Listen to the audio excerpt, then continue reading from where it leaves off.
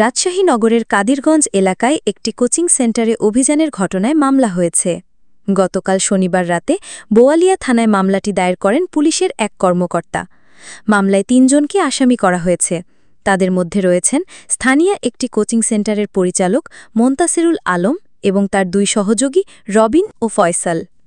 বোয়ালিয়া থানার ভারপ্রাপ্ত কর্মকর্তা জানিয়েছেন, অভিযুক্তদের গ্রেফতার দেখানো হয়েছে এবং আইনি প্রক্রিয়া অনুযায়ী তাদের আদালতে পাঠানোর প্রস্তুতি চলছে।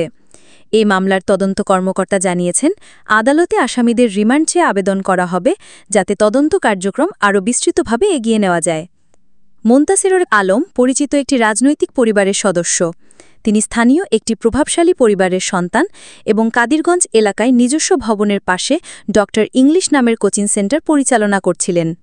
শনিবার ভোর থেকে বিকেল পর্যন্ত সেনাবাহিনী ও পুলিশের যৌথ অভিযান চলে ওই কোচিং সেন্টারে। অভিযানে উদ্ধার করা হয় আগ্নেয়াস্ত্র, গুলি, সামরিক মানের দূরবীন, জিপিএস যন্ত্র, স্নাইপার স্কোপ, বিদেশি ধারালো অস্ত্র, উন্নতমানের ওয়াকিটকি সেট, টিজার গান, অব্যবহৃত সিম কার্ড, বোমা তৈরির বিভিন্ন সরঞ্জাম, কম্পিউটার, বিদেশি মদ এবং নাইট্রোজেন কার্টিজ। এছাড়া কোচিং সেন্টারের সামনে একটি পুকুরও তল্লাশি চালানো হয়। কয়েক ঘণ্টা অনুসন্ধান চালালেও সেখানে আর কোনো কিছু পাওয়া যায়নি।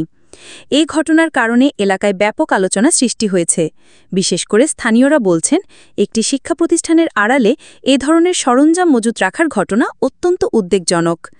আইনশৃঙ্খলা বাহিনীও বিষয়টিকে অত্যন্ত গুরুত্ব দিয়ে দেখছে এবং পুরো ঘটনার পেছনে অন্য কোনো সংগঠন বা নেটওয়ার্ক জড়িত আছে কিনা তা খতিয়ে দেখা হচ্ছে। প্রসঙ্গত, এর আগে ২০১৬ সালে রাজশাহী বিশ্ববিদ্যালয়ের এক শিক্ষকের হত্যাকাণ্ডের মামলায় মোন্তাসিরুল আলমকে সন্দেহভাজন হিসেবে আটক করা হয়েছিল। তবে তদন্ত শেষে তার নাম অভিযোগপত্র থেকে বাদ দেওয়া হয়েছিল। বর্তমান ঘটনার পর আবারও তার কার্যকলাপকে ঘিরে নতুন করে প্রশ্ন উঠতে শুরু করেছে। রাজশাহীর মানুষ এখন এই মামলার পরবর্তী অগ্রগতি গভীরভাবে লক্ষ্য করছে। আগামী দিনে আদালতের কার্যক্রম এবং তদন্তের ফলাফল অনুযায়ী স্পষ্ট হবে আসলে এই ঘটনাটি কতটা বিস্তৃত এবং এর পেছনে আরও কারা জড়িত থাকতে পারে। প্রিয় দর্শক, এই ছিল এখনকার বাংলা 24 চ্যানেলের সর্বশেষ নিউজ। নিয়মিত নিউজ আপডেট দেখার জন্য বাংলা 24 চ্যানেলটি সাবস্ক্রাইব করতে ভুলবেন না। আরও খবর নিয়ে ফিরছি কিছুক্ষণের মধ্যে। সাথে থাকার জন্য ধন্যবাদ।